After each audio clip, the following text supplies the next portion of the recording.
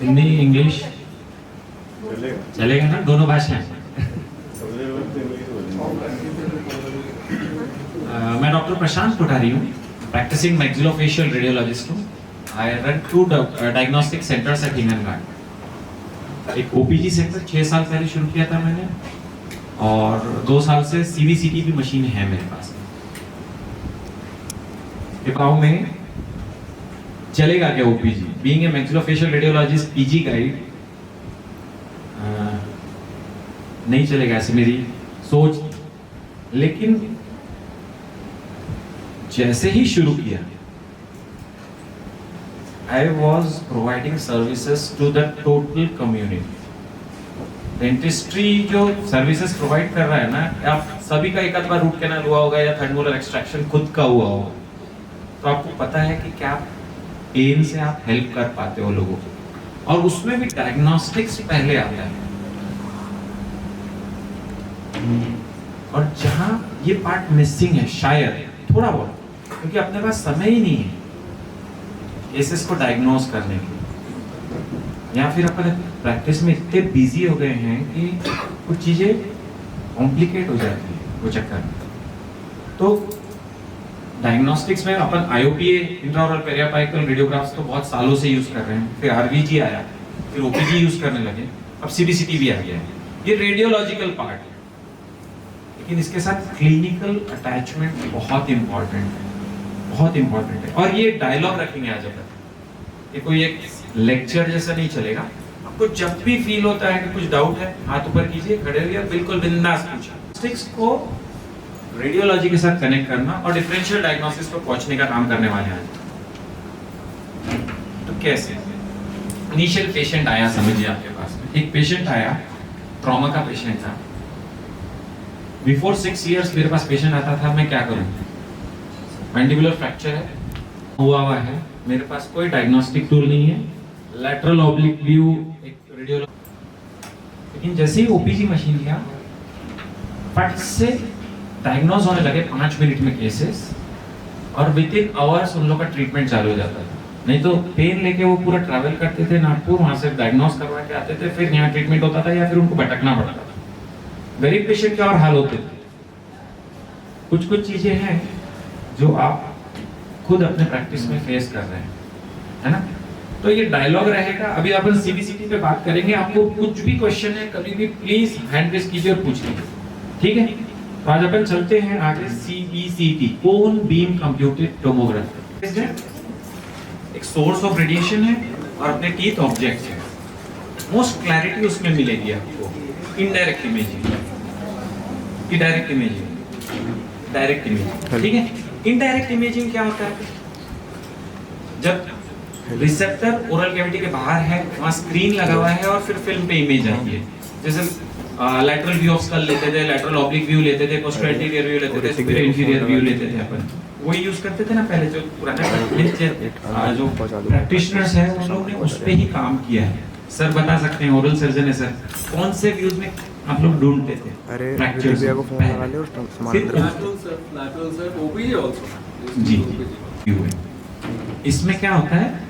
Source गोल घूमता है, receptor भी गोल घूमता है, और ऑब्जेक्ट सेंटर में रहता है, और हॉर्सशू शेप फोकल ट्रफ में इमेज क्रिएट होती है, और पूरा ओवरव्यू भी मिलता है। टीएमजे से देखिए, टीएमजे में अब कितने एनाटॉमिकल लैंडमार्क्स दिखते हैं ओपीजी पे? अंदाज लगाया आपने कभी? देखे बहुत सारा, नियरली 150 एनाटॉमिकल लैंडमार्क्स दिखते हैं ओपीजी। और बहुत सी बार वो ऐसा प्रिटेंड करते हैं कि यार ये एनाटॉमिकल लैंडमार्क है कि पैथोलॉजी है। तो ओपीजी भी परछाई है, ओपीजी परछाई है। जैसे ये देखिए बन गया, समझ लो। तो ओपीजी ऐसे हॉर्सशू शेप्ड एरिया का इमेज है, परछाई है। लेकिन सीबीसीटी को भी विजन लेती है। अब इसको मैं ट्रांसपेरेंट कर दूं या फिर उसकी स्लाइसिंग कर दूं, या फिर आपके पीसी पे जब सॉफ्टवेयर अवेलेबल होता है, तो CBCT is a 3 dimensional imaging. 3 dimension में इमेज क्रिएट होती है पूरी। अब इसमें पिक्सेल बनता है, पिक्सेल। अब जैसे ये पूरा रूम है, इसको अगर अपन ने पिक्चर में लिया तो ऐसा एक इमेज क्रिएट होगी और एक एक पिक्सल हो गई। ये इमेज भी देखो ऐसे पिक्सल पिक्सल भी क्रिएट होगी। एक छोटा स्क्वायर है, छोटे छोटे स्क्वायर बन के इमेज क्रिएट होगी। ये पिक्चर एलिमेंट है। अगर ये 3D में आ गया, जैसे समझो ये पूरा रूम है और ये एक वॉक्सल है, वॉल्यूम एलिमेंट है, इसमें लेंथ है, ब्रेड्थ है और डेप्थ भी। पिक्चर को CBCT कन्वर्ट कर देता है वॉक्सल्स सीधा। But I guess in this you can even add the time element, na? That will be the fourth dimension. Time element अभी आने कैसे? Fourth dimension. किसी को कुछ डाउट? पिक्चर एलिमेंट क्या होता है, वॉल्यूम एलिमेंट क्या है, वॉक्सल क्या होता है, पिक्सल क्या होता है, और कुछ भी क्वेश्चन आए दिमाग में प्लीज पूछिए। This voxel also the same theory applies to even the MRI also, na? T1 weighted, T2 weighted. नहीं sir, it's a different technology. It applies in conventional CT, spiral CT, जो medical field में होता है ना, conventional CT, Not in conventional MRI. no, MRI में T1, T2 weighted images है, वो पूरा मैग्नेटिक रेजोनेंस से क्रिएट होता है, उसमें पिक्चर एलिमेंट आता है, बिल्कुल आता है, लेकिन ओवरऑल पूरा अलग एरिया है, वो भी क्रिएट करूंगा मैं, आपकी इच्छा होगी तो। हम लोग CT scan, general CT scan The basic thing है, cone beam is something like where you concentrate your beam to a particular area instead of dispersing the beam. Is it right? Am I right? नहीं, मैं वही बता रहा हूँ। Conventional CT scan क्या है? आपके यहाँ पे जैसे मेडिकल CT स्कैन होते हैं ना, वो कैसे क्रिएट है? फैन शेप बीम चलती है, गैंट्री होती है, ऊपर से एक्सरे सोर्स होता है, फैन शेप बीम होती है, नीचे रिसेप्टर होता है और पूरा गोल घूमता है अंदर के अंदर ही। तो उसमें क्या होता है, स्कैन हो जाएगी कन्वेंशनल CT में। उसमें क्या होता है, सोर्स एक जैसे अपना आइसक्रीम का कोन होता है ना, उसका जो बेस है छोटा सा, That's what. हाँ यस, कॉन्सेंट्रेट नहीं होता सर, बढ़ता है, अच्छा, पॉइंट सोर्स से क्रिएट होता है और ऐसा उसका जो बड़ा पोर्शन है, जैसे आइसक्रीम कोन का वैसे बड़ा होता है, तो एक सोर्स से इमेज क्रिएट हुई, कोन बीम चेहरे पे गई, यहाँ रिसेप्टर लगा है और अपनी मशीन जो लगी है ना यहाँ पे, उसका रिसेप्टर है अमॉर्फस सिलिकॉन का, तो इसकी क्लैरिटी शायद 10 साल तक वैसी की वैसी रहेगी। और जनरल मशीन जो है ना, कोरियन मशीन जो है, उसमें जो रिसेप्टर होता है वो कॉम्प्लीमेंट्री मेटल ऑक्साइड सेमीकंडक्टर का होता है, तो उसकी क्लैरिटी थोड़े थोड़े दिन में डिग्रेड होती जाएगी। शायद ह्यूमन आईज कितने शेड्स ऑफ ग्रे देख सकती है? इन जनरल पर्सन 16 शेड्स, एक रेडियोग्राफर फोटोग्राफर 64 शेड्स, और ये मशीन्स कितने शेड्स देख पा रही है अभी? मिनिमम 256 या 512 शेड्स ऑफ ग्रे क्रिएट कर लेती है। नए मशीन्स अपने से ज्यादा चीजें समझने लगेगी। 10 साल बाद शायद आर्टिफिशियल इंटेलिजेंस काम करेगा वहाँ पूरा। मेरी ब्रांच 10 साल तक रहने वाली है, उसके बाद मैं सिर्फ स्पेशल केसेस ही देख पाऊंगा, बाकी चीजें तो आर्टिफिशियल इंटेलिजेंस करेगा। लेकिन वो ठीक है, बात की बात है, अभी अपने को क्या करना है। तो कोन बीम में कोन बीम आती है और ये इमेज क्रिएट होती है, और इमेज कैसे क्रिएट होती है? पूरा 360 डिग्री मशीन घूमती है, इसके पूरा डाटा कंप्यूटर में जाता है और वो एल्गोरिथमिक कैलकुलेशन से हर पिक्सल को एक ग्रे स्केल असाइन कर देता है, और वो हर पिक्सल को एक वैल्यू मिल गई। एक बार इमेज क्रिएट हुई, डाटा आपके पास आ गया, तो आप फिर जो स्लाइस काटना है आपको काटिए। क्रिएट होता है, सपोज लोअर फर्स्ट मोलर का आपको रूट कैनल करना है, तो उसकी इमेज कैसे क्रिएट होती है आपके दिमाग में? लोअर फर्स्ट मोलर का रूट कैनल मैक्सिमम अपन लोग सब कर रहे हैं, तो कैसी इमेज क्रिएट होती है आपके दिमाग में? मीजियोलिंगुअल, मीजियोबक्सल, डिस्टल। और टाइम में देखते हैं आप पेशेंट करने के पहले आईओपी में सपोज पेशेंट है 18 साल का, तो इजीली ओपन हो जाता है। और सपोज पेशेंट है 65 साल का, तो पल्स टोन्स या सिफिकेशन पहले पता रहते हैं कि एग्जैक्ट आने वाले हैं? नहीं। कितना मिलीमीटर बर अंदर उतारना पता रहता है कि आप लोग को? वो टाइम टेस्टेड टेक्निक्स आपकी अपनी अपनी हर किसी ने डेवलप किया है। थोड़ा स्ट्रेस रहता है कि यहाँ साला ओपन होगा कि नहीं होगा कि परफोरेशन यस। सपोज पेशेंट चालू करने के पहले ही आपको पूरी एनाटॉमी क्रिएट हो जाए उसकी ऑन लैपटॉप या फिर आपके कंप्यूटर, वो इजी हो जाएगा, आपका स्ट्रेस कम हो जाएगा, मीजियोबक्कल कैनाल अपर फर्स्ट मोलर का है, उसमें कितनी बार आपको दो कैनाल्स मिलते हैं? कितनी बार? अंदाज कितना परसेंट?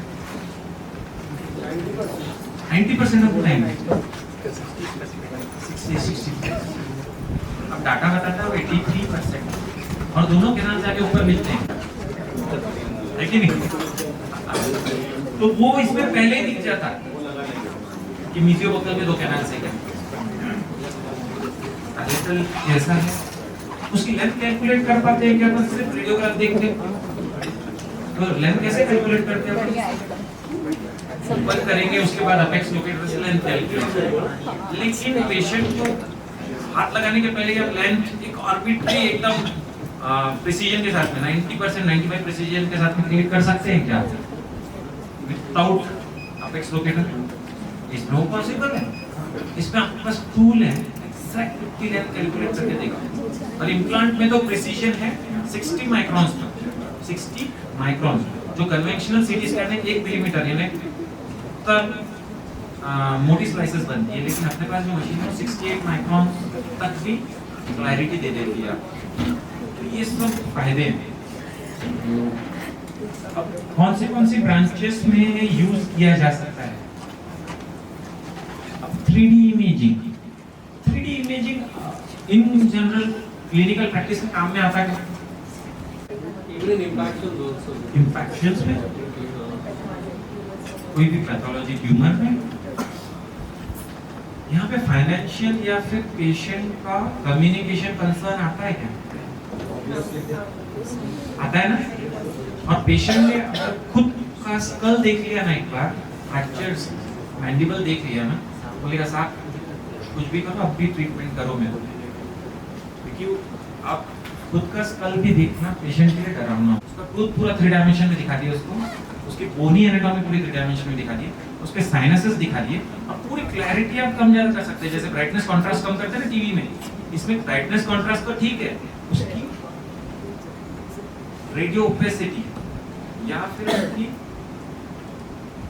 जो विंडोइंग बोलते हैं इस चीज को, आप एकदम हार्ड स्ट्रक्चर जो है टीथ के इनेमल वहां से लेके सिर्फ वही दिखेंगे आपको, फिर इंक्रीज किया तो डेंटिन दिखेगा, फिर उसके बाद में किया तो बोन दिखेंगे, तो और साथ में सॉफ्ट टिश्यू भी दिखते हैं थोड़े बहुत, जहाँ कॉन्ट्रास्ट डिफरेंस हैवी रहता है, तो वो भी आप दिखा सकते हैं पेशेंट। 1 मिनट में कन्विंस होता है पेशेंट 3D में। लेकिन व्यूज जब आपको करना है प्रैक्टिस में, तो कौन से सेक्शंस यूज करेंगे आप? और इसमें आपको जो भी डाउट है ना, प्लीज पूछिए बिंदास। एक्सियल सेक्शंस ही नहीं, पूरा long axis of the body का परपेंडिकुलर सेक्शन जो होते हैं, ये एक्सियल सेक्शंस होते हैं। मैक्सिला में आप ऊपर से नीचे उतरते हैं, पूरे साइनसेस दिखेंगे आपको, टिप ऑफ द रूट्स दिखेंगे, अपाइकल एरियाज, नीचे आते आते उसमें कितनी कैनाल से वो दिखेगी, टूथ का पूरा स्ट्रक्चर दिखेगा, फिर प्रॉक्सिमल कैविटी तक एकदम क्लैरिटी से दिखती है। कभी कभी क्या होता है, प्रॉक्सिमल कैविटी भी जज नहीं होती, पेन का सोर्स ही समझ में नहीं आता, वो भी दिख जाएगी आपको कम क्लैरिटी से। एक्सियल सेक्शन एक बार ओवरव्यू ले लीजिए आप, ऊपर से लेके नीचे तक पूरे सेक्शंस दिख गए आपको। फिर स्पेसिफिक एरिया पे फोकस करना पड़ता है, जो मैं आप लोग को सॉफ्टवेयर में भी बताऊंगा, क्योंकि क्या होता है कि अब आप खुद प्रैक्टिस कर रहे हैं पेशेंट में, उस समय पे आप क्या डील कर रहे हैं वो रेडियोलॉजिस्ट को नहीं मालूम है, रिपोर्टिंग किया सिर्फ उस पर रिलाई नहीं कर सकते। आपको एक एक कैनाल देखना है, और आपकी प्रैक्टिस एक अलग लेवल पे एनहांस हो जाएंगे, आपका स्ट्रेस लेवल्स कम हो जाएंगे पूरे, क्योंकि आपको एग्जैक्ट पता रहेगा, डायग्नोज हुआ है। जैसे ही नीचे आते हैं आप पूरे स्ट्रक्चर्स प्लेस कर सकते हैं, कोई भी एंगल में वो एक्सिस को एडजस्ट कर सकते हैं। जैसे 3D स्ट्रक्चर, ये कोठारी का खड़ा है, आपको एक्सियल सेक्शन देखना है, सजाइटल सेक्शन देखना है, उसको भी एंगुलेशन करके देखना है, फिर कोरोनल सेक्शन देखना है साइनस से रिलेटेड, तो आप आगे पीछे कैसे मूव कर सकते हैं। आइडियली वो ये कि प्रीमोलर की 2 रूट्स जो है अपर फर्स्ट प्रीमोलर की, वो कौन से रेडियोग्राफ पे आप देख पाते हैं एग्जैक्टली 2 रूट्स जनरल रेडियोग्राफ। हाँ हाँ ट्यूब शिफ्टिंग से, लेकिन उसमें भी स्लॉप रूल लगाना पड़ता है, सेम लिंगुअल अपोजिट बकल। फिर वहां पे 2 रेडियोग्राफ लो, एग्जैक्ट कैसे कैलकुलेट करेंगे। अरे बढ़िया फीलिंग हो गई एकदम चकाचक, और पेशेंट आता चिल्लाते हुए 10 दिन बाद दुखरा साहब, और बारीक कैनाल रखी एक, फिर क्या करेंगे? उसमें पहले ही पता रहता कि आपको कैसा आर्किटेक्चर है, और आप बिंदास रहते हैं कि कहां से ओपन करना है मेरे को, बकल साइड में कितनी है, लिंगुअल साइड में कितनी है, उसकी लेंथ भी कैलकुलेटेड है। तो ये इस आ जाता है। कभी-कभी मैंडिबुलर फर्स्ट मोलर में एक लिंगुअल रूट ऐसे अलग से निकली हुई है और वो मिस हो जाती है, पेशेंट चिल्लाते हैं। थर्ड मोलर्स के लिए भी जबरदस्त चीज है। अब एक ओरल सर्जन है जो मेरे यहाँ आके काम करते थे, उन्होंने पांडरकोड़ा में एक केस किए, ओपीजी लिया, थायरोपी लिया था, बकल अप्रोच से ओपन किए, तो पड़ा था पूरा लिंगुअल साइड। ओपीजी में तो वैसे ही दिखने वाला है, बोन कटिंग, विंडो अप्रोच, मेरे को आपकी याद आई बोले सर वहां, फिर लिंगुअल फ्लैप उठाना पड़ा और वहां से निकालना पड़ा। कैनाइन इंपैक्टेड कैनाइन, बकल है कि लिंगुअल है, बकल है या पैलेटल है, कैसे ढूंढूं? फिर स्लॉप रूल लगाओ, उसमें दिमाग पर चीज थी कि पेशेंट पोजीशनिंग ये वो, उसका कभी-कभी बकल साइड पड़ा रहता, यानी जो ग्राउंड साइड है वो बकल साइड पड़ा है और रूट पैलेटल है, कौन सा अप्रोच लेंगे आप? सीबीसीडी में पहले ही आपको एक चीज दिख जाती है। तो 3D इमेजिंग हुआ, लेस रेडिएशन है, बोन बीम में लेस रेडिएशन है as compared to the conventional CT, बहुत कम रेडिएशन है क्योंकि इसमें एल्गोरिथमिक कैलकुलेशंस है। It is 10 times less. Yes, और नई जो अभी रिसेप्टर्स आते हैं, ये मशीन में रिसेप्टर्स जो नए हैं ना सिलिकॉन, और फास्ट यानी ज्यादा सेंसिटिव है। कन्वेंशनल सीटी में आपको 600 माइक्रो समथिंग, माइक्रो सीवर्ड्स, यस, इसमें 68 कुछ है। यस बिल्कुल। देखो सर का डाटा भी है पूरा, एक क्या बात है, तालियां बजाइए सर के लिए। ओके, तो लेस रेडिएशन है और इसमें इकोनॉमी मोड भी रहता है। जैसे आपका फ्रैक्चर मैंडिबल हुआ, प्लेटिंग वेटिंग हो गई, आपको इकोनॉमी मोड में निकालना है ताकि रेडिएशन कम जाए पेशेंट, तो फट से वो भी क्रिएट किया जा सकता है। उसमें रेडिएशन में फास्ट मूव होती है मशीन, तो रेडिएशन कम जाता है पेशेंट। तो ये सब फीचर्स है ये यूरोपियन मशीन्स में। Less than 60 seconds something और 5.4 seconds something it has. Mode कितने में हो जाता है सर? नोपीजी का 60 seconds, less than 60 seconds. 6 seconds, 6 seconds. 6 seconds में हो जाता है। कन्वेंशनल 14 seconds लेता है। 5.4 something देखो। क्या बात है, ठीक है। तो ये इकोनॉमी मोड पे होता है, रेडिएशन कम रहता है, क्लैरिटी 60 माइक्रोन्स तक, 10⁻⁹ माइक्रोन है, 10⁻⁹ पिक्सल साइज अपनी आईज भी नहीं देख पा रही। आफ्टर 40 इयर्स तो चश्मा पहन के देखना पड़ रहा है अभी, कहना उससे कई गुना ज्यादा इसकी क्लैरिटी है। लेकिन इसमें आपको चीजें समझनी पड़ेगी, सॉफ्टवेयर यूज करना पड़ेगा। Axial, sagittal and coronal views, I think वो आपके पास मल्टीपल इयर्स तक काम में आ सकता है। विंडोइंग एक फीचर है। हाउसफील्ड यूनिट सुना है क्या आप लोगों ने? हाउसफील्ड यूनिट क्या होता है?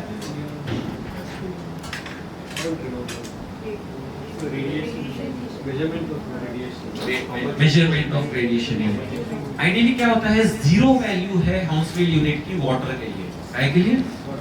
वाटर की जो डेंसिटी है उसको जीरो वैल्यू दिया है हाउसफील्ड के साइंटिस्ट ने। मेडिकल कन्वेंशनल चीजें जैसे 3 ml हो गया, वो 2000 के आसपास जाता है।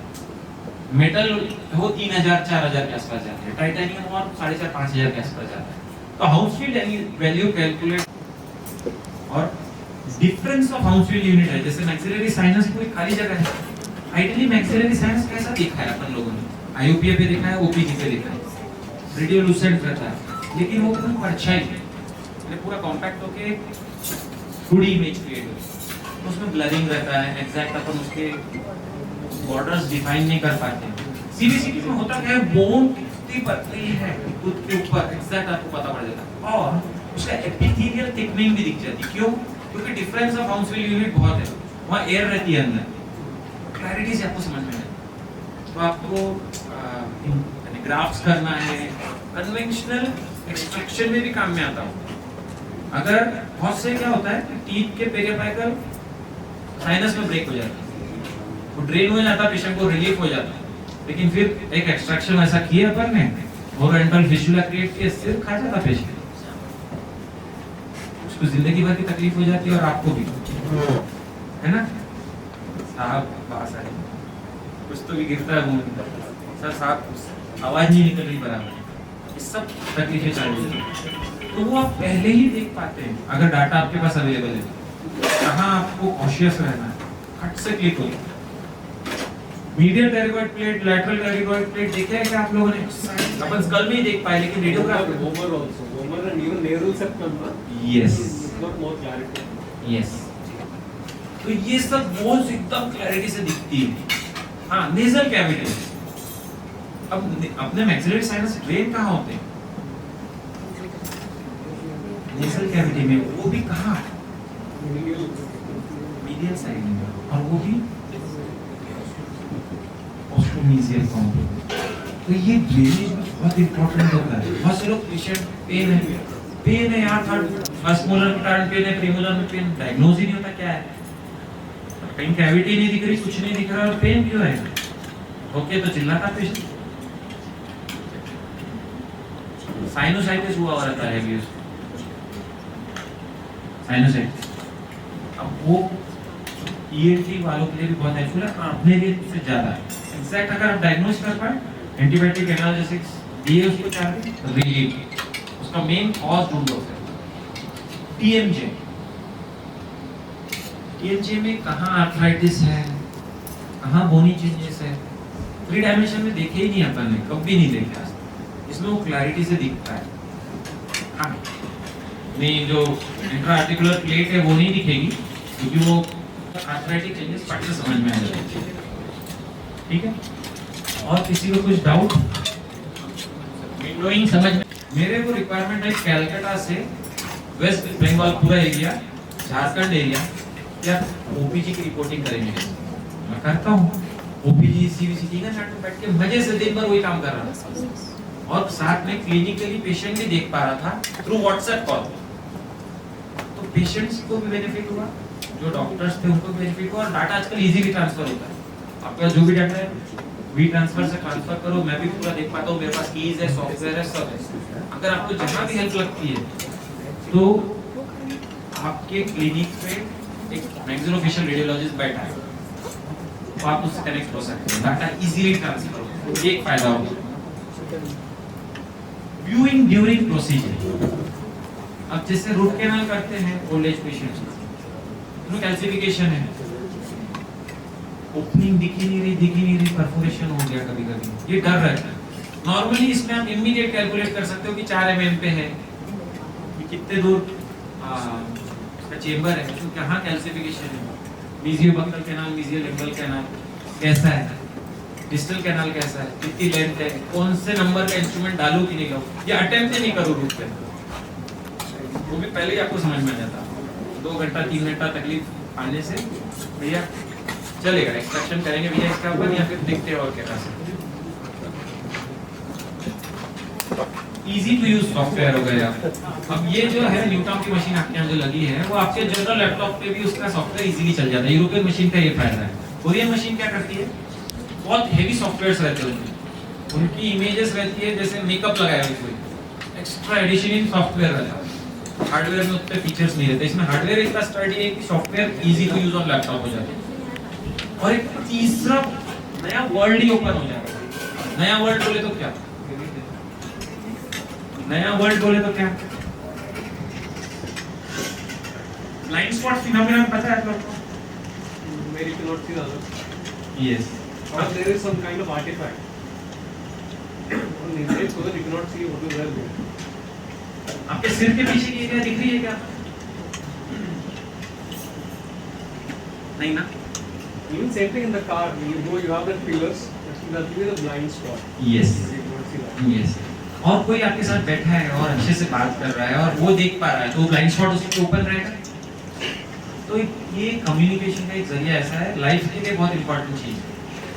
कहीं शेयरिंग से इतनी सारी चीजें खुलती है कि आप सोच भी नहीं सकते। मैं बता पाऊंगा कि ये पीछे आपके वो टेबल है, वहाँ पे फ्लावर कपड़े रखे हुए हैं, और आप मेरे पे अगर विश्वास करते हैं तो आपके लिए पूरा 360 वर्ल्ड ओपन हो जाता है। तो ये नया वर्ल्ड ओपन हो जाता है आपके लिए पूरा, तीसरे डायमेंशन में, है ना। और वो सीबीसीटी से बहुत इजीली पॉसिबल। अब कहाँ यूज कर सकते हैं अपन एंडोडोंटिक्स में? सबसे पहले पूरी जितनी भी हार्ट टिश्यू फीचर्स है उसमें डायग्नोसिस में काम आएंगे। और पेशेंट को बात करते करते आपको पेशेंट हिस्ट्री में आप पूरी चीजें बताएंगे। अभी उस दिन मेरे पास एक पेशेंट आई, she was diabetic, she was having pain with upper first premolar, she was having proximal cavity, periapically tenderness positive. मैं बोला मैं रेटिना सीबीसीटी के नहीं करूंगा, तो उसका सीबीसीटी उतना ही सेक्शन कर लिया मैंने। आइडियली ये एक और फीचर आ गया है कि आपको पूरा सीबीसीटी लेने की जरूरत नहीं है, सिंगल टूथ टू टूथ का उतना एरिया ले लो, एक क्वाड्रेंट ले लो, दो क्वाड्रेंट ले लो, अपर जॉ ले लो, लोअर जॉ ले लो, एयरवेज का ले लो, या फिर साइनसेस का ले लो, ईएनटी का ले लो, ये सब पॉसिबल है अगर आपको रेडिएशन एक्सपोजर कम करना। तो आई पेशेंट उसका पेरियापाइकल इन्फेक्शन था, एंटीबायोटिक एनाल्जेसिक देने पे भी सेटल नहीं हुआ, आरसीओ करने की इच्छा हुई मेरी, बोला यार लेकिन दो कैनाल से मेरे को एग्जैक्ट पहले देखना पड़ेगा, 60 ईयर ओल्ड लेडी है, कहीं कैल्सिफिकेशन वगैरह है कि नहीं है, लेंथ एग्जैक्ट कितनी है, proximal cavity dento enamel junction की ज्यादा नीचे तो नहीं गई है, एक्सट्रैक्शन करके मतलब है कि क्या है, उसके लिए मैंने लिया। साइनस पूरा फेल्ड था, साइनस पूरा सॉफ्ट टिश्यू से फेल्ड था, और सॉफ्ट टिश्यू में सोप बबल अपीयरेंस था। सोप बबल अपीयरेंस अमीलोब्लास्टोमा, लेकिन सॉफ्ट टिश्यू में मैम बोन में नहीं था, मैक्सिलरी साइनस में, मैंडिबल में नहीं था। डायबिटिक पेशेंट, पेरियापाइकल इन्फेक्शन, सेल्यूलाइटिस, क्या बात है, पैथोलॉजिस्ट क्या बात है, हाँ canker Mucor mycosis, most common in knows is Mucor mycosis, लेकिन म्यूकर माइकोसिस भी नहीं एस्परजिलस, एस्परजिलोसिस या कन्वेंशनल फंगल इन्फेक्शन था, लेकिन वैसे पेशेंट को आप मत ट्रीट कीजिए, वो आपके लिए तकलीफदायक हो जाएगा। बड़े सेटअप में आप लोग जाएंगे, सबसे पहले उसका स्कोप से देखेगा, ईएनटी सर्जन के हाथ में छोड़ो उस टाइप के केसेस, आप लोग टच भी मत करो, ध्यान रखो, टच करो तो फिर एक ओरल सर्जन को लो साथ में, पूरा एक कंबाइंड अप्रोच में हाथ लगाओ उस टाइप के, वो आपको समझ में आ जाएगा कहाँ बचना है, क्योंकि इतने साल की मेहनत है आप लोग की, और एक दो केसेस में ऐसी गड़बड़ होगी तो है ना। तो ये ओरल सर्जरी में जबरदस्त यूज, एग्जैक्ट फ्रैक्चर लाइन कहां से जा रही है पेशेंट को दिखता है सीधा,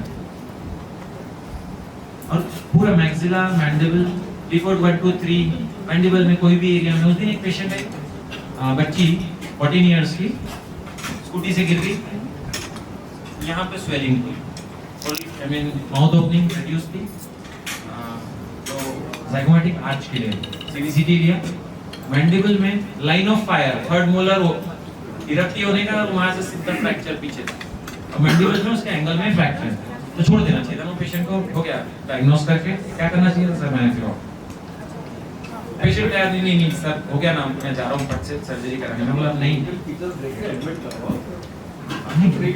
डायग्नोस्टिक्स में एक चीज मैं मिस कर रहा था वहाँ, मैंने एक साइड पे पूरा सीबीसीटी लिया था, opposite side, yes compulsory mandibular fractures में एक साइड है तो दूसरा साइड कंडाइल गया होगा मेरा, ऐसा बोला नहीं मैं कर रहा हूँ भैया, करना ही पड़ेगा। I did the OPG, OPG भी कभी-कभी साथ में जरूरी होता है, लेकिन सीबीसीटी एक तीसरा डायमेंशन होता है, तो जैसे ही ओपीजी के दूसरे साइड में वापस सब कंडल नहीं था, वापस यहीं पे पैरासिम्पैथी हट से विथिन उस दिन ओरल सर्जन आया हुआ था, आधी घंटे में शी वाज ऑपरेटेड, 7 दिन बाद ट्यूशन चालू कर दी थी मेरी बेटी की बैच में, तो इस हां 14 15, तो ये मैं बताना चाहता हूँ कि इतनी हेल्प हो जाती है डायग्नोस्टिक्स में। प्रोस्टोडोंटिक्स में इम्प्लांट्स, आप सोच रहे हो कि इसने तो इम्प्लांट पे बात ही नहीं किया, मेरा रेवेन्यू जनरेशन से 5% है इम्प्लांट में, बाकी डायग्नोस्टिक्स में काम में आ रहा है। इम्प्लांट्स में एग्जैक्ट मेजरमेंट मिलती है आपको, कितना मिलीमीटर जाना है, वो डेंसिटी कैसी है, कौन सा पीस यूज करना है, कौन सी कंपनी का यूज करना है, तो पहले ही पता पड़ जाए और फिर आप आपके हिसाब से एडजस्ट कर। इसमें एक पर्सनल एक्सपीरियंस है implant. was way back somewhere in 2015. I was in Jagdalpur Government Medical College. तो उस टाइम में वहाँ पे we had an ENT surgeon. I'm not naming anyone, है ना? And he was a perfect patient for a maxillary implant. And my batchmate, he has a hospital in Raipur. है ना? So I invited him to place an implant. And back then we didn't have so much of this thing. There was no CBCT in that small place. We just had a digital OPG. So we did all the diagnostic this thing, imaging, and then I sent it from WhatsApp to that guy. And एक दिन वो आ गया रायपुर से, Raipur to Jagdalpur around 330 kilometer, and with all the his implant kit and all. And he started the procedure. Just imagine on an ENT surgeon that also, है ना? And I warned him. See, because the floor of the sinus was so thin, I warned him that you might misplace the implant, it might displace into the sinus. वैसा ही हुआ था, वैसा ही हुआ था, because it is so difficult for you to measure the thickness of the floor in a conventional, even if it is a digital OPG. It's not possible.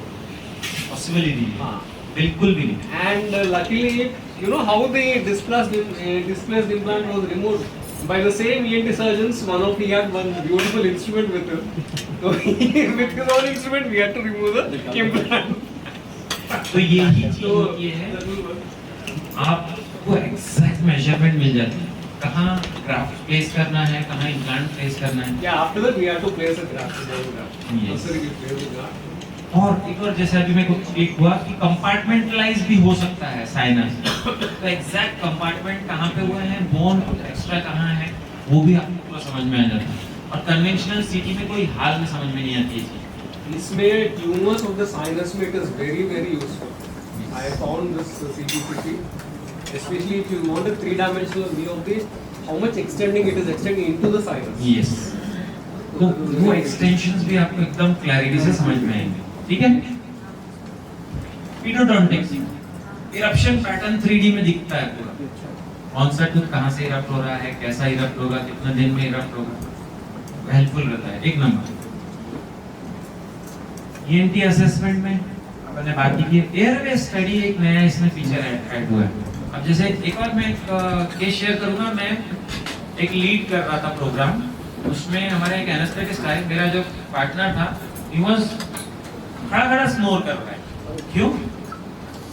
What all things? Yes, severe Short cases. neck and obese patients. Yes, उसका जैसे ही CBCT या बहुत कम volume, यानी खड़े खड़े snore, इस type से बात करता है, तो आपको पूरे एयरवे एनालिसिस हो जाती है, नेजो फेरेंजियल एयरवे, ओरो pharyngeal airway, laryngeal space, posterior part, anterior part, वहाँ पे कितना वॉल्यूम है। साथ में ये सॉफ्टवेयर आपको कलर कोडिंग देता है, रेड है, ध्यान रखो, येलो, ग्रीन, उस टाइप से आप वॉल्यूम कैलकुलेट कर सकते हैं, साइनस की वॉल्यूम कैलकुलेट कर सकते हैं, कुछ सिस्ट एंड ट्यूमर है, एग्जैक्ट कितनी वॉल्यूम है वो कैलकुलेट कर सकते हैं। तो अमीलोब्लास्टोमा और ओकेसी में कैसे डिफरेंशिएट करते हैं आप लोग? Cases clinically, cases when you aspirate, na, you get that Aspiration. clear cut crystal lumina, whitish creamish this thing. जी, चीजी मटेरियल होता है। Neuroblastoma you have a clear fluid. जी, That is clinically we can diagnose with that. The But rest of उसमें it आपको will है- be incisional biopsy. जी, जी। Clinically it spreads enteromostly in the marrow. the OKC, Yes. हाँ, And the ameloblastoma expands the cortical plates. Yes. Buccal and liver. ये कुछ invasive procedure करने के पहले ही आप एक बार का समझ सकते हैं। पहले क्या करते थे, ओपीजी लेते थे, ऑक्लूजन रेडियोग्राफ लेते थे। अब वो सीबीसीटी में खट से समझ में आता है आपको हर डायमेंशन। लिंगुअल और बकल कॉर्टिकल प्लेट में एक्सपेंशन है, इट्स अ ट्यूमर, और ओकेसी इंट्रामेडुलरी स्प्रेड होता है, फट फट फट फट। कब मैंडिबल कोई खा लेगा कोई भरोसा नहीं। एक बार आईओपीए के पेशेंट को दिखा, मैंने सोबल था, You can diagnose only by लेकिन उस टाइम में सिर्फ आईओपी अवेलेबल था हमारे पास, तो आईओपी में मेरे को सोबल पीरियड थी, मैंने इमीडिएटली उसको ओपीजी के लिए भेजा नागपुर। ही केम विद इंट्रामेडुलरी स्प्रेड पूरा, लेकिन वो डायग्नोज हो पाया। He was a government servant थे वो, और एमसीबी में बड़े ऑफिसर थे। इमीडिएटली उनकी लिंगुअल कॉर्टिकल प्लेट हटा के पूरा कर्म बचाया गया, लोअर जॉ को पूरे दांत का रूट कैनाल में से नीचे का रूट कैनाल हुआ, और उनकी मैंडिबल बचाई जा सकती। आज अमेरिका रहते हैं अपने बच्चों के पास में, वो इंग्लैंड जब भी आए साहब एक ओपीजी निकालो ना, 10 साल से उनकी लाइफ सेव हो गई। Actually, ये OKC treatment में ना, previously prior to 2006, usually even oral surgeons, most of the old this thing, what they would do is their only treatment management was to resect the mandible. हेमीमेंडिबुलेक्टॉमी। हाँ, उनको पता नहीं वो फेवरेट उनको इतना पसंद आता था कि जो भी OKC केस देखो उसको काट दो इस type. After 2006, what happened was there was a change in their management Approach. हाँ. मेरे साथ में एक Most of केस the ऐसा ही time, हुआ। yeah, you open it, leave it like that, and then slowly over a period of time, it will take 3 months to 6 months, then you have the secondary bone formation. So that is Yes, सेटलाइसिस। एक ऐसे ही case हुआ, मैं जहाँ रहता था वहाँ पे एक अकाउंटेंट थे, पूरन जी करके उनका नाम था। रेडिकुलर सिस्ट बोल के डायग्नोज हुआ, बढ़ते गए, यूरेटाज हो गया, फिर वापस स्प्रेड हुआ, और मैं उनसे कनेक्टेड था। मैं first year, second year, third year BDS में वहीं रहता था, वो अकाउंटेंट थे हमारी फैक्ट्री में। एक दिन मैं इंटर्नशिप में ओरल सर्जरी पोस्टिंग में हूँ, टेबल पे वो लेटे हुए हैं, एंड चेंज अपने कौन सा सॉ होती है सर, गिगली सॉ से होके हेमीमेंडिबुलेक्टॉमी मेरे सामने हुई, मुझे पता ही नहीं, और फेशियल आर्टरी ब्लड हर हार्ट बीट के साथ में ऐसे मूव हो रहा है। इमीडिएट कॉर्टराइज की गोली सर हमारी आंखों के सामने, मैं वो इंडिविजुअल को पहचानता था, and he died within 1 year. तो ये इनिशियल स्टेज में आप कोई चीज डायग्नोज नहीं करते हैं ना, उसका heavy impact. There is one more thing which pathology में you heard the bone cyst. Bone cyst. LAC bone cyst. Aneurysmal bone cyst there one aneurysmal bone cyst में this problem था इसमें, where we had to use lot, so around half a kilo of bone wax to stop the bleeding. Vascular lesion, और कुछ ऐसे lesions होते हैं, कौन सा सिस्ट बोले नाम आपने सुना? Aneurysmal, उसके बाद क्या बोला आपने? स्टैफनीज बोल के। That is considered as a pathology. एक मिनट आगे बात करें। स्टैफनीज बोन सिस्ट को कैसे निकालेंगे? हाँ? It is the shadow. It is the shadow of submandibular salivary gland, Gland depression. which acts as a pseudocyst. That's why it's called Yes. staphylococcus. False cyst. तो उसको भी एनालिसिस ओपीजी में दिखती है sir. And it gets treated also. हाँ, Misdiagnosed. Yes. That's why you should know the normal anatomy of OPG. How Yes. to read it. Yes. तो कोई normal पता है तो पैथोलॉजी समझ में आएगी ना? तो वो बहुत क्लैरिटी से इसमें क्लियरली दिखती है, इसमें ओवरलैपिंग नहीं होती, आपके दिमाग को ज़्यादा सोचने की जरूरत नहीं पड़ती, एक बार आप समझ गए तो। जी sir, thank you. Temporomandibular joints assessment implant study. अब ओपीजी क्या है? 2 डायमेंशनल इमेजिंग टेक्निक है, ओवरव्यू देती है, और इसमें भी आपको एनाटॉमिकल लैंडमार्क समझ में आना चाहिए। ये ओवरव्यू रह गया है ओपीजी, ओपीजी लीजिए आप, लेकिन उसको समझने के लिए normal anatomy, pathology, fracture lines और बहुत सारी चीजें देखनी पड़ती है। और क्यों इमेज आती है स्पाइन की? 3 जगह इमेज क्यों आती है स्पाइन की? ओपीजी में 3 जगह स्पाइन की इमेज आती है, फेरेंजियल स्पेस की 3 जगह इमेज आती है। 3 फोकस रहते हैं जब मैं ओपीजी लिया जाता है ना, एक फोकस फिर शिफ्ट होती मशीन, फिर दूसरा फोकस फिर शिफ्ट होती, तीसरा कभी 5 बार भी फोकस शिफ्ट करती है मशीन और रोटेट करती है, इसलिए वो इमेज वहाँ पे सूडो तरीके से क्रिएट होती है, और कभी कभी वो फ्रैक्चर लाइन जैसे दिखता है। तो फ्रैक्चर लाइन और ये रिंग्स की स्पेस को डिफरेंशिएट करने के लिए क्या करते हैं आप लोग? फेरेंजियल स्पेस है मैंडिबुलर रेमस रीजन में, एग्जैक्ट फ्रैक्चर जैसी दिख रही है, वो कैसे डिफरेंशिएट करेगा? We check the inferior border, no? Inferior border, The band is okay. Yes There is no discontinuity in that. Obviously, there is no crack. Yes. Bony OPG को देखने की टेक्निक है, एक कॉन्डाइल से शुरू कीजिए, पोस्टीरियर बॉर्डर ऑफ मैंडिबल देखिए, The radiopacity should not be discontinued. Break नहीं होनी चाहिए, yes. Lower border of mandible देखिए पूरा, दूसरे साइड पे जाइए, body, ramus, condyle, lower teeth पूरे, अपर टीथ पूरे, sinuses, optical cavities, other anatomical landmark. तो ये सिस्टम बनाना पड़ता है। आईओपी को भी देखने का सिस्टम होता है, ओपीजी को भी देखने का, और सीवीसीटी को भी सॉफ्टवेयर के थ्रू। तो ये ट्रेनिंग की जरूरत अपने को लगना ही है, क्योंकि ये यूरोप में तो कन्वेंशन हो गया है। ओपीजी या सीवीसीटी को लेते ही आगे सब पेशेंट टेक्नीशियन ही ले लेते हैं पहले।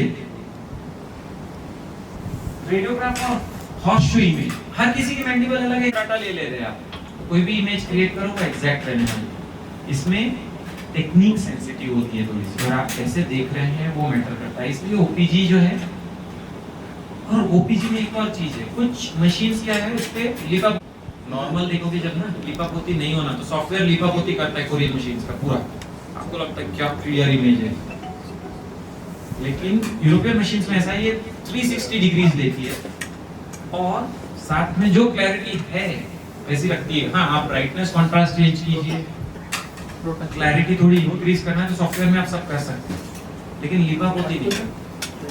यूरोपियन स्टैंडर्ड्स वो है, कोरियन स्टैंडर्ड में कुछ भी कैसे भी उसको बढ़िया सुंदर बना दे, लेकिन एग्जैक्ट आपको अगर वो चीज समझ में नहीं आ रही, आपको सिर्फ सुंदर दिख रहा है तो वो काम में आएगा, तो एग्जैक्ट चीज है वो काम में आएगी, एग्जैक्ट। तो ये यूरोपियन मशीन का ये फायदा है ओपीजी में, and total overview of dental anatomy मिलता है ओपीजी में, ठीक है। अब किसी को और कुछ डाउट्स, बिल्कुल बिंदास पूछिए आप, जो भी डाउट है, एक का क्वेश्चन हर किसी की हेल्प करेगा यहाँ, और ये सिर्फ 1% भी चीजें नहीं बता पाया हूँ।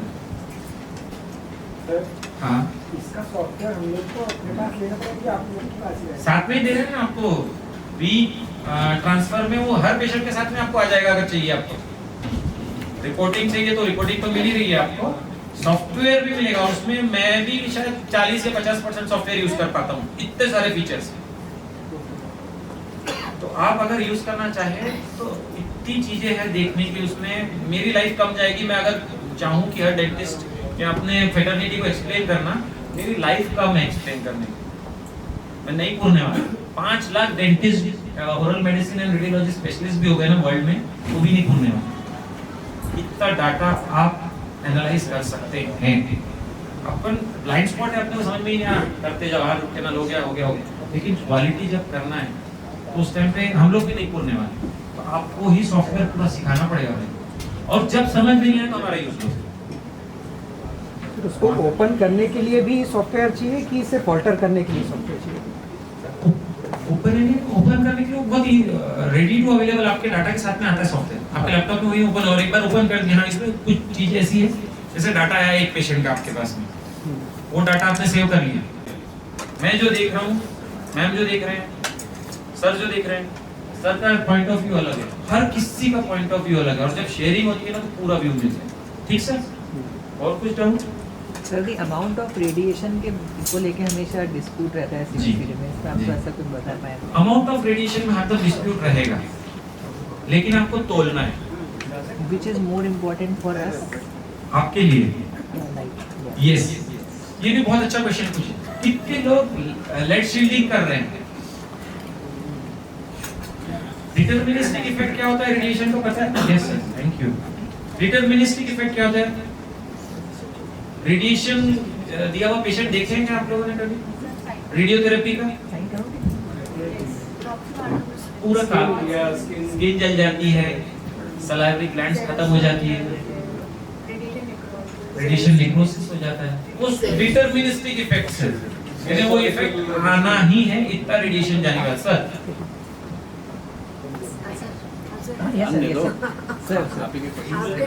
कोई बात नहीं।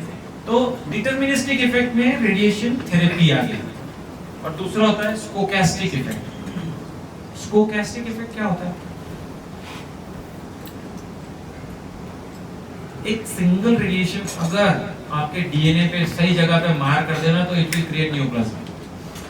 सिंगल रेडिएशन फोटोन, एक फोटोन। और हम क्या कर रहे हैं रोज शूट किया जा रहा है। हमने क्या अपनी उंगली लगा के शूट कर दिया।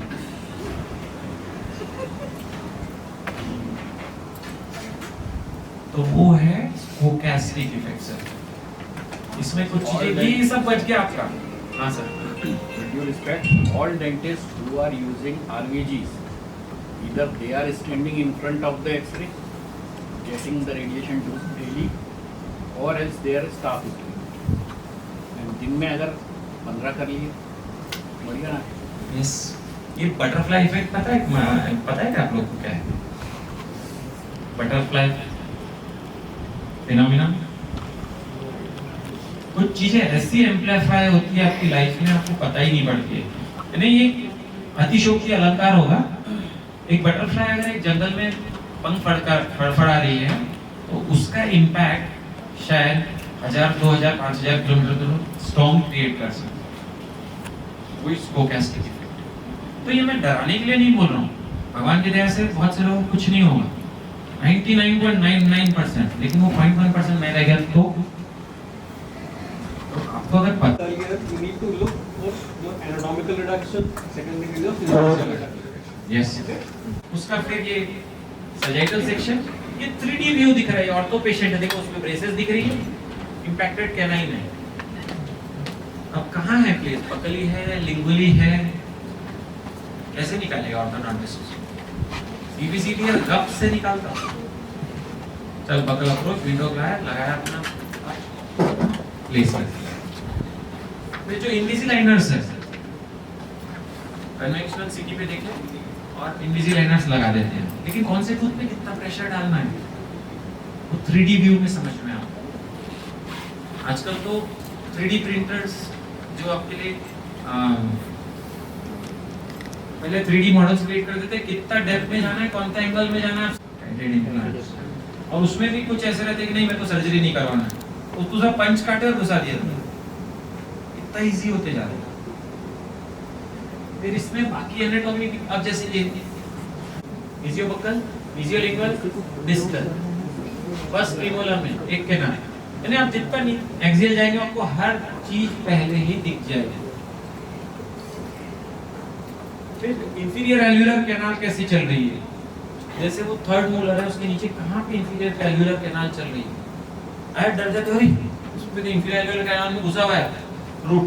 बकली प्लेस है, लिंगुअली प्लेस है, कर्वेचर तो नहीं है रूट में, रूट क्या आएगी कि नहीं आएगी, कैसे निकालना है, कहाँ से बोन कट करना है, सब समझ में आ जाता पहले ही पेशेंट को हाथ लगाने के पहले। ये थर्ड मोलर, ये क्या लेंगे? वही है,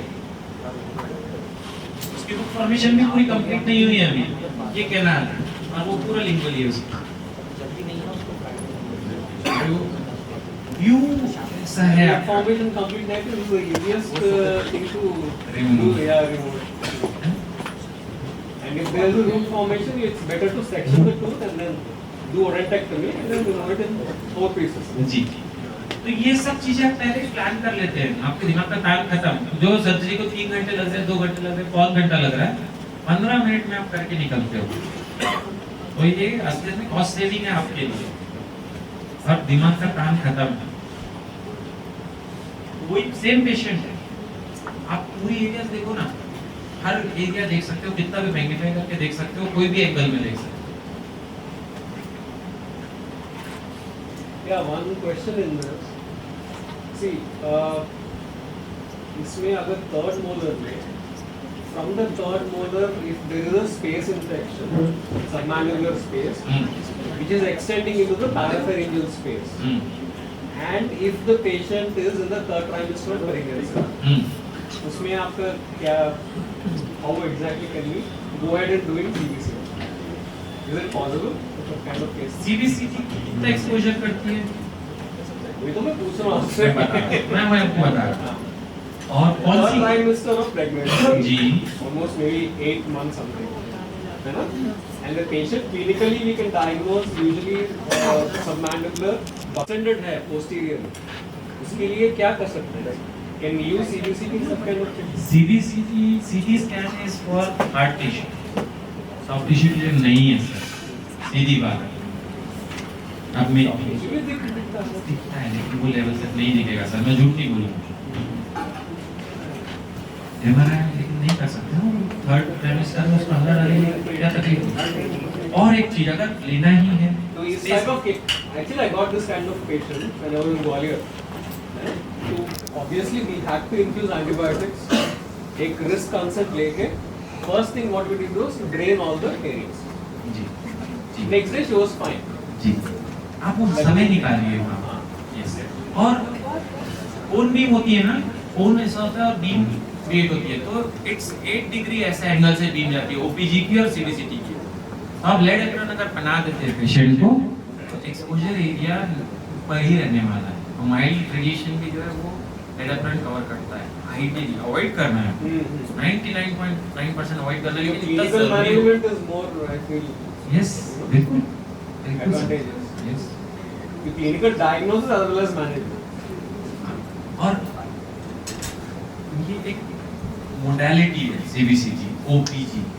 मेन ब्रेन है आपका, आप कैसे पेशेंट को देख रहे हो, कैसे डायग्नोज कर रहे हो, वो इम्पोर्टेंट चीज. कुछ चीजें हैं जो साइकोलॉजी बेस्ड होती है, वो भी समझना पड़ेगा.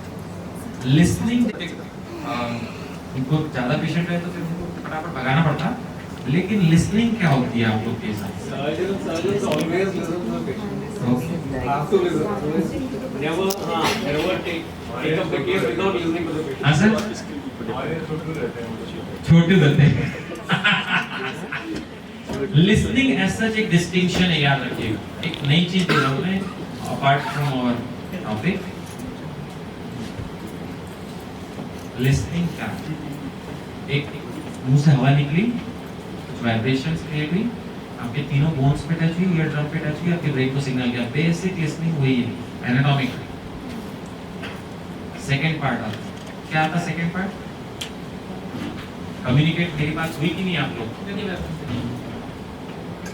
मैम ने ऐसे ऐसे किए, ये रिक्रिएशन कि हाँ मेरे को समझ में आ गया. कुछ आप वापस बोलते हैं, प्लीज बोलिए. आई मेरी बात समझ में? आ गई बात समझ में? आप ऐसा बोलते हैं तो वो रिक्रिएशन होता है. सेकेंड पार्ट ऑफ लिसनिंग, सामने वाले को समझ में आ जाता है कि मेरी बात कम्युनिकेट हो गई, रिक्रिएट करो और वो फिर आपके साथ कनेक्ट हो जाता है. तीसरा पार्ट, आप फिल्टर लगा के सुन रहे हो क्या मेरे को? पक्का फिल्टर लगा के नहीं सुन रहे sir? Have an open mind. No filter. और हर इंडिविजुअल फिल्टर लगा के सुन रहा है. कौन आ गया प्रैक्टिस में ज्यादा बकबक कर? अंदर एक माइंड बोल रहा है और आप अपनी घर वालों को भी सुन रहे हो फिल्टर लगा के. देखो है कि नहीं, फिल्टर लगा के सुन रहे हो कि नहीं? हर कोई एक दूसरे को. और इसमें बहुत सारी चीजें वो जो सामने वाला बोल रहा है अब तक पहुंच ही नहीं रही. सबसे पहले फिल्टर ड्रॉप कीजिए, छोड़ दीजिए. इसको ऑलरेडी ऑलवेज लिसनिंग बोलते हैं, ध्यान रखना. तो आपको नई नई चीजें मिलेगी और उसके बाद नया फिल्टर लगाना, उसको कॉर्नर स्टोन ऑफ लिसनिंग बोलते हैं. मैं सर को सुन रहा हूँ listening with gold. Oral surgery ये इनके हर शब्द मेरे को एक सोने के गिनी जैसे फील हो रहे हैं, तो वो मेरे लिए काम आएंगे. मैं सर को सुन रहा हूँ लिसनिंग विद रिस्पेक्ट. मैं प्रैक्टिशनर है, सर को बहुत सारी चीजें पता है. छोटू जो बोले उन्होंने मेरे को समझ में आएगा कि I have to keep the extra staff. Respect से सुन रहा हूँ मैं, तो वो कॉर्नर स्टोन लगा दिया मैंने. और ऐसे ही आपके घर के बच्चों को, आपके नियर एंड डियर्स को आप कॉर्नर स्टोन से सुनिए. कभी कभी कंपैशन से सुनना पड़ता है, कभी कभी रूथलेस कंपैशन से सुनना पड़ता है.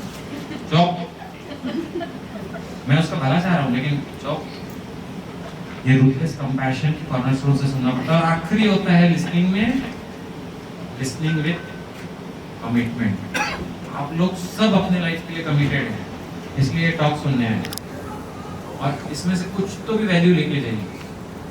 कमिटमेंट जहाँ रहेगा ना, वो बच्ची के प्रति, उसकी मदर की कमिटमेंट और प्रैक्टिस के प्रति भी है, वो उसको साथ में लेके आएगी। देखो दोनों जगह कमिटमेंट, वो जिंदगी भर चीजें याद रहती है अगर कमिटमेंट है तो। ये एक चीज मैंने अलग बोला, लेकिन इट्स ओके। सबसे अच्छी बात यही बोले सर। आप लोग कुछ भी पूछ सकते हैं प्लीज, कुछ भी डाउट है। सॉफ्टवेयर देते हैं हम लोग, आप लोग को हैंड्स ऑन देंगे। मेरा नंबर भी है, जरूरत चीजें आपको डायग्नोस्टिक्स में काम आने ही वाली और अडॉप्ट करना पड़ेगा। नोकिया जैसे हाल होंगे नहीं तो ये ध्यान रखिए। मैटरनिटी को हेल्प करेगा, बिंदास पूछिए और वल्नरेबल बनिए स्पेस में। टफ नहीं, वल्नरेबल बन जाओगे ना तो हर चीज अवेलेबल होगी communication. Question sir?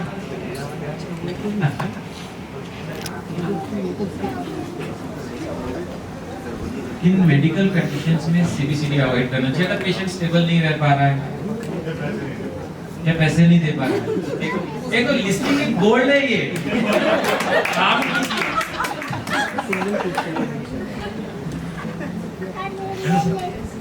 Medical conditions में जहाँ रेडिएशन अवॉइड कर सकते हैं या स्टेबल नहीं रह सकता पेशेंट। अब छोटा बच्चा है 1.5 साल का, उसको ओपीजी कैसे करेंगे? हाँ अगर समझदार है खड़ा रह सकता है 30 सेकंड तो कर लीजिए। पेसमेकर इसमें कुछ नहीं, ये कन्वेंशनल एमआरआई में तकलीफ जाएगी, इसमें कुछ भी नहीं। हाँ, अगर pediatric patient who is uncooperative, no, you can sedate him with propofol and then do this. मेरे साथ Propofol is the best drug for do give sedation and paediatric patient को एनरोलमेंट लगता है, कोई भी पेशेंट को एनरोलमेंट लगता है। आपको मैं बोलूँगा चल ओपीजी कर, मैम आपके लिए ज़रूरी है रेडियोलर करना है और उसमें अपने को हरदार दिखेगा, प्लीज़ आप कराएंगे क्या? ये एनरोलमेंट बच्चों के लिए, बच्चों का जब भी रेडियोग्राफ लेना है, मैं तो ये टेक्निक फॉलो करता हूँ। आते साथ क्या बेटा कैसा है, फट से उसका मोबाइल पे फोटोग्राफ शूट किया, देख कितना सुंदर फोटो आया ना, चल अपन एक दांत का फोटो लेते हैं। ओपीजी विदिन 30 सेकंड खत्म। मेरे यहाँ पे पीडियाट्रिक पेशेंट के लिए सिर्फ ओपीजी के लिए बेस्ट है मेरे पास, वो आईओपी करते ही नहीं, और अगर जरूरत है तो ट्रीटमेंट नहीं तो पीडियाट्रिस्ट करेगा, क्योंकि उतना टाइम ही नहीं उनको ऐसे मैनेज करने का 2 घंटे एक बच्चे में डालने का। ठीक सर, और कुछ डाउट प्लीज पूछिए। प्रेग्नेंट लेडीज में जी जी So pregnancy में ना first trimester is more important as compared to last trimester. But last trimester is the safest thing. तो आप last trimester में कर सकते हैं pregnancy में, first trimester नहीं। उसमें मैक्सिमम जो स्ट्रक्चर फॉर्म होना है, that's what I was testing your clinical experience, especially in your patients with injections. That's where your clinical experience comes into. So first trimester is very crucial. That's where more mutations take place. और hereditary ectodermal dysplasia क्या होता है? दिखते हैं क्या patients? हाइपोटोन्शिया, हाइपोहाइड्रोसिस, हाइपोट्राइकोसिस, Less hair, very fragile hair. Very hair. और अपने को फट से दिखते हैं डेंटिस्ट जैसे। हमारे तो कॉलेज में पेशेंट आए थे, 3 बच्चे बाथरूम में जाके नहाना चालू, वही क्यों कॉलेज की बाथरूम में गर्मी के टाइम पे, क्यों? हाइपोहाइड्रोसिस, सलेबरी करने, स्वेट ग्लैंड्स कम होती है, क्यों? मेन किस लिए आए थे? टीथ कम है उनके, head molars missing, laterals missing. तो ये सब चीजें, कुछ चीजें ना डेंटिस्ट्री में भी आप पेशेंट की टंग देख के समझ सकते हो, बहुत सारी चीजें, ओरल कैविटी क्या मेंटालिटी है, एक बेसिक अंडरस्टैंडिंग, वो एक्सपीरियंस से सब बड़े लोग को आता है जी। और कुछ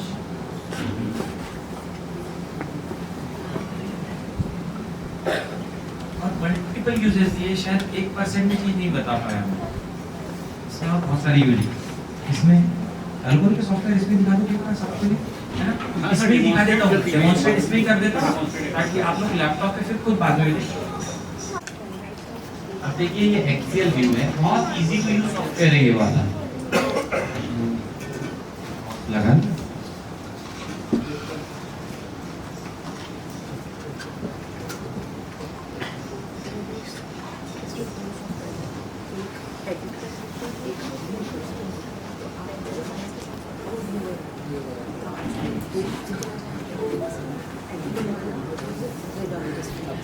ये देखिए, ये बहुत इजी टू यूज सॉफ्टवेयर है। एक्सियल सेक्शन आपको इजीली ये टैब को पकड़ो, ऊपर करो, देखो पूरा साइनस में लाइनिंग दिख रही है क्लियर,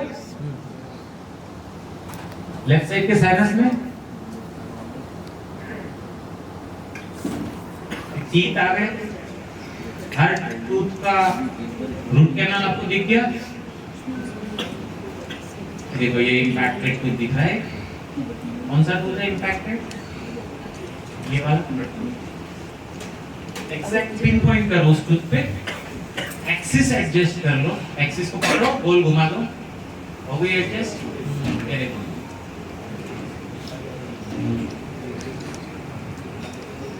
जी,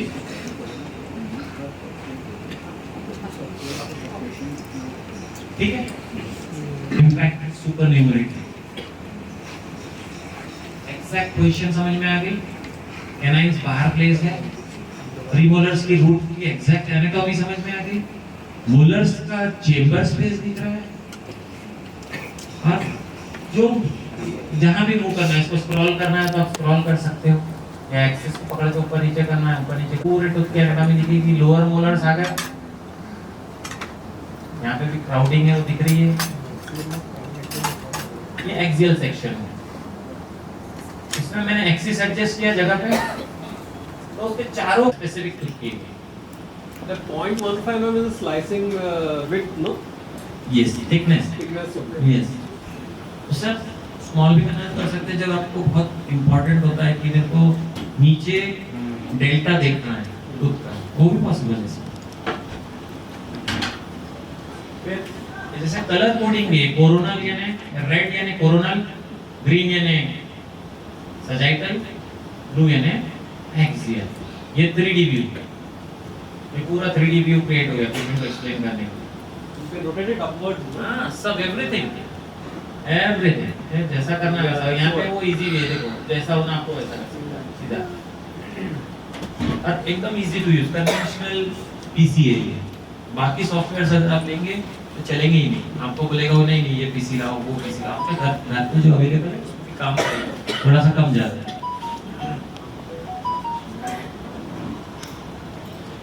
तो एग्जैक्ट आप हर चीज देख पाते हैं, आपको जो व्यू होना। और ये सिर्फ एक फीचर यूज कर रहा हूँ, मल्टी प्लेनर रिफॉर्मेटिंग। ऐसे इसमें 2000 फीचर्स है।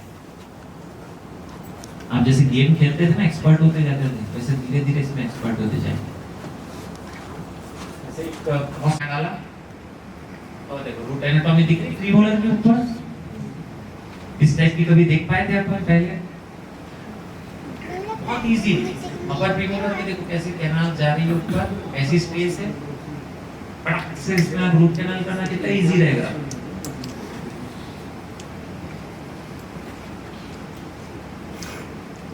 अब जैसे मेरे को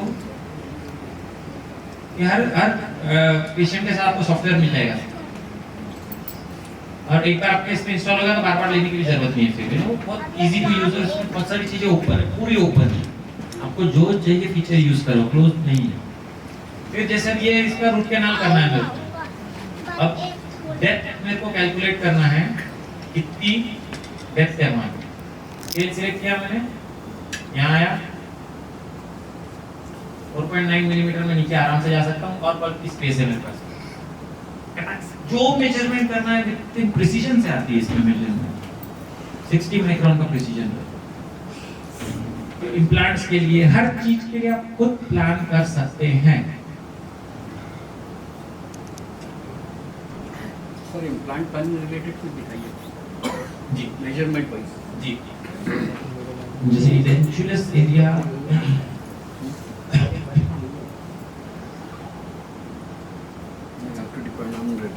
वो बताएंगे, ये पूरी लाइब्रेरी रहती है इसमें इम्प्लांट की, ठीक है। अपने इम्प्लांट से अब कितना 3/7 मिलीमीटर का इम्प्लांट है, सिलेक्ट किए, इंसर्ट किए, एग्जैक्ट। अब जैसे टूथ है यहाँ पे, अगर बोल रहे तो वो मेजरमेंट करूंगा, मैं इम्प्लांट रखूंगा कि जो टर्निंग देना दे दूंगा, उसकी एग्जैक्ट पोजीशन मेरे को दिख रही है। जो मेजरमेंट करना आप कीजिए, क्योंकि अब रिपोर्ट में तो आपको 4 चीजें ही देगा ना, पूरी दुनिया भर की चीजें तो लिख के दे नहीं सकता। ऑन साइट आप जब कर रहे हो आपको पता रहता है। जैसे मैंने इम्प्लांट केस कर दिया, वो छोटा इम्प्लांट है, उसके लिए और लंबा आराम से तुम करूँ। यस, मैक्सिमाइज किया,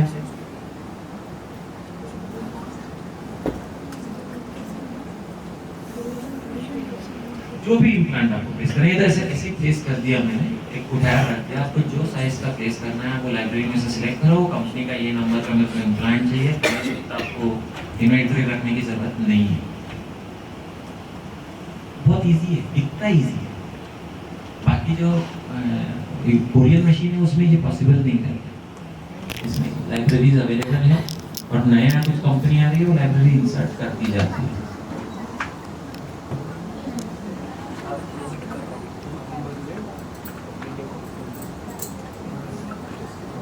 और कुछ डाउट? कितनी लेंथ पे वो आ रहा है, बट एक बार कोई हाँ एग्जाम्पल भी तो। अब जैसे ये फर्स्ट मोलर है,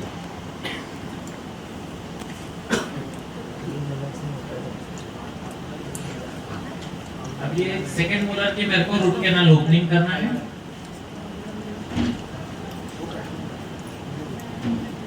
हाँ, इसको मैं मैक्सिमाइज करूंगा। अब इसको मेरे को कहाँ पैथर्गेट होगा, है ना? हाँ सर, ये मैंने सिलेक्ट किया tool,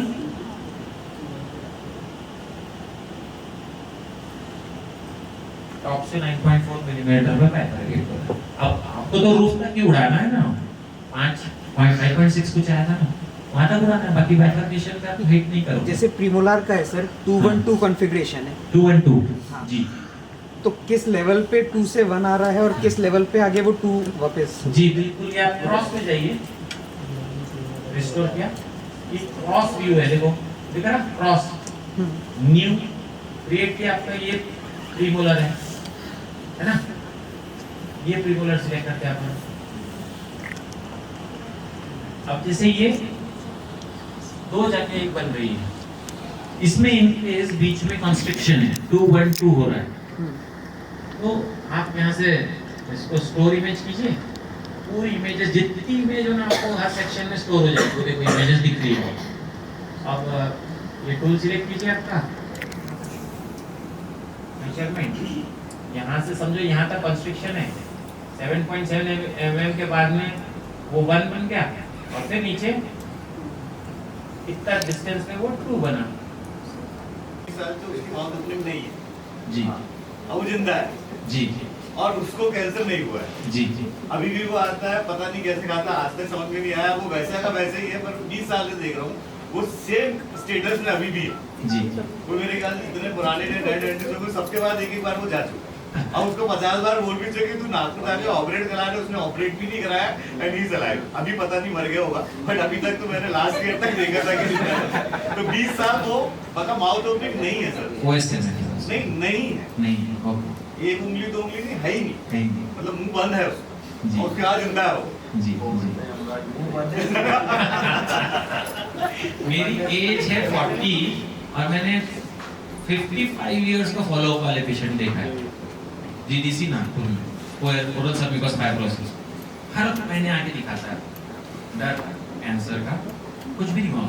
if you leave the habit it will stay like that, it will not progress. हाँ, लेकिन अगर आपने हैबिट चालू रखे 7.5 महीने तक वापस आपका वो 0 से काउंट होगा। But Jagdalpur में ना one lady after incision biopsy her OSM became CA within 6 months. It also happened. Ji 6 months. और कुछ क्वेश्चन आप लोग के? Almost it was transfer.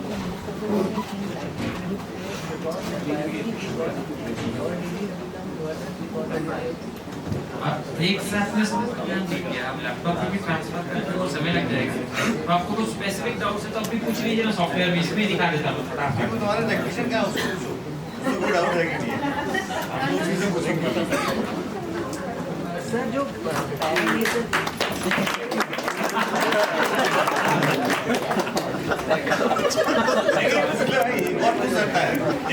Completion रखना लाइफ में, हर चीज कंप्लीट छोड़ना। सर कंप्लीट हो गया सर। प्लीज पूछो। तेरे को डाउट रह जाएगा कीड़ा बांधा तो काटते ही रहते हैं। सर पैरानेजल एयर स्पेसेस जो होते हैं सर हमारे, जी। सम पेशेंट्स इनको कई बार माइग्रेन लोग डायग्नोज कर लेते हैं। जी।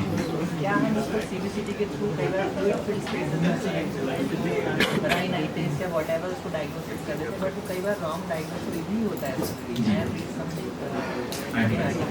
तो सीबीसीटी में क्या हम इसको डिफरेंशिएट कर पाएंगे? बिल्कुल 100%। बहुत सारे मैडम, खाना भी है पेशेंट्स हुए हैं जी। खाना भी है। एक्सिलरी सर्विस जाना नहीं है। इतना अच्छे से दिखता बहुत है। इग्नोर कर रहे हैं। स्पिनॉइड इथेनॉइड एयर सेल्स पूरी क्लैरिटी से दिखते हैं आपकी मशीन में। फ्रंटल एयर सेल्स, उसका जो पैसेज है ड्रेनेज का, वो भी आप एग्जैक्ट देख सकते हो इसमें। This is the only thing that differentiate dentist machine from other like Conventional। because हम ऐसा सोच पाएंगे then हम उनको रेफर कर पाएंगे। जो भैया ऐसे ही बोल रहे हैं। अब एक फिजिशियन आए मेरे पास में, कुछ उनका मोलर गया हुआ पूरा फ्रैक्चर्ड। यार पहले क्यों नहीं बताया? तो इजीली हर चीज दिखती है कि मैं तो हर पेशेंट को रिकमेंड करूंगा।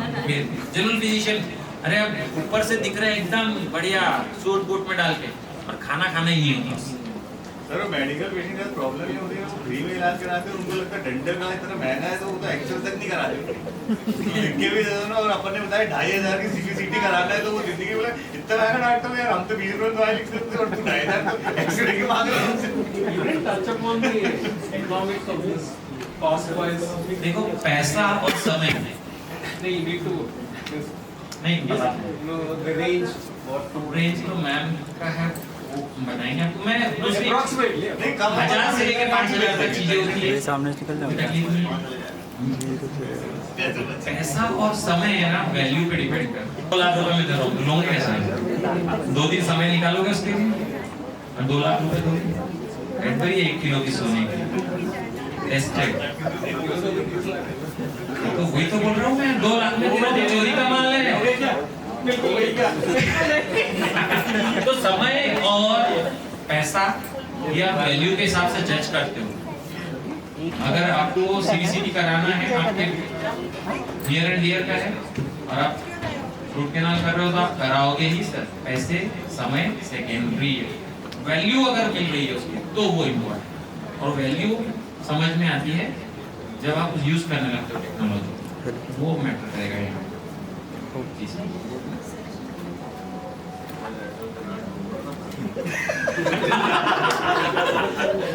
ये पुराने डेंटिस्ट है सर, उनकी आदत की आज 20 साल बाद भी चल रही है, विदाउट लेटरल कैनाल के, विदाउट एक्सेसरी कैनाल के और MB2 के।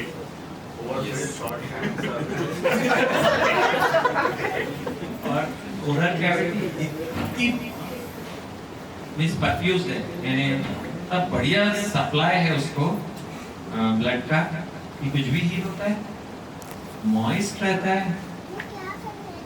और ऊपर वाले ने अपने को बहुत बचाया, तो उसको थैंक यू बोलना चाहूंगा मैं सबसे आखिरी में। एट द एंड वो एक एनर्जी है जो सबको कंट्रोल करती है। साजिदी कर दिया है, अब भगवान तू संभाल। कल पेशेंट का फोन नहीं आना चाहिए।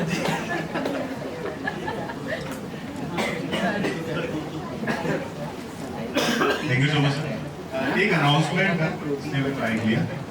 हम लोग का जैसे हर साल एक अपना जनरल निकलता है, तो इस साल भी निकलने वाला है। और डॉक्टर हरी सोनी जो है वो एडिटर है, तो वो चाहेंगे कि एक, मैंने उसको पहले भी बोला था, वो बोल नहीं रहा था, मैं बोल रहा हूँ उसकी जगह। तो अभी इस मंथ के लास्ट तक या नेक्स्ट मंथ तक 15 नवंबर तक 15 नवंबर तक अगर किसी को भी अपना कुछ भी लिटरेचर देना है तो वो हरी से या सेक्रेटरी साहब से मिल लें। सेकेंड ये अनाउंसमेंट है कि एक क्रिकेट टूर्नामेंट हो रहा है ग्वालियर में 28 और 29 में, तो उसके लिए क्रिकेट टीम बन रही है। तो जो भी लोग इंटरेस्टेड हो और क्रिकेट खेलना चाहें और ग्वालियर चलना चाहें तो वो अपना नाम एनरोल करा सकते हैं। ठीक है, thank you.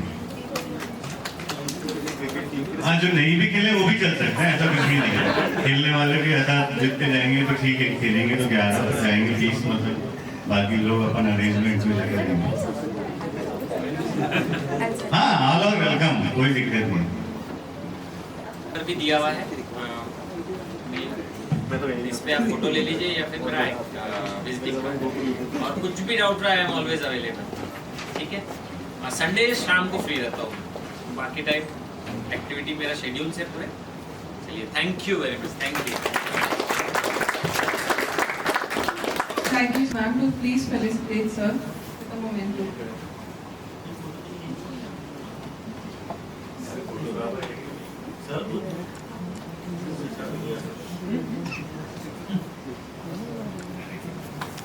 Respected Dr. Pal sir, Dr. Bagga sir, Dr. Nitin Srivastava sir, our distinguished guest, Revered Dr. Prashant Kothari sir, dignitaries and esteemed members of IIT Chhindwara. I stand before you today humbled and filled with gratitude as we reflect on an illuminating and enriching dental education lecture. Today marks a significant day in our journey towards enlightenment and progress in dental education. I extend heartfelt gratitude to ITA team and our esteemed speaker, Dr. Prashant Kothari sir. Sir, your expertise and insights on CBCT have illuminated our understanding of dental imaging and diagnostics. Your ability to elucidate complex concepts in a clear and engaging manner truly captivated us. Your dedication to sharing your knowledge and enriching the dental community is both admirable and inspiring. We sincerely appreciate your time, effort and commitment in elevating our understanding of this critical aspect of CBCT in dental practice. I, on behalf of Jivika Diagnostic, express our deepest thanks to Indian Dental Association Chhindwara for their continuous efforts in promoting professional growth and development within the dental community. The association's dedication to fostering a culture of learning and collaboration has greatly benefited dental practitioners. This dental education lecture would not have been possible without your invaluable support and guidance. I would like to express sincere appreciation to Newtom and Villa India for your support in making this event seamless and enjoyable. Last but not the least, I also express gratitude to my team at Jivika Diagnostic for this enlightening session. Our commitment to excellence and passion for diagnostics have been a driving force behind this event. Our vision to bring this technology to Chhindwara is to ensure that dental practitioners in our region have access to this cutting-edge technology of CBCT, so we can provide superior patient care to our patients and enhance dental practice in our region. This informative lecture has opened a new era in dental diagnostics, broadened our horizons and fueled our motivation to strive for excellence in our respective roles. We are immensely grateful to all those who have contributed to this enlightening session. Thank you once again, and we look forward to further collaborations and endeavors that will enhance our understanding and application of CBCT in the pursuit of delivering best care and precision to our patients. Thank you.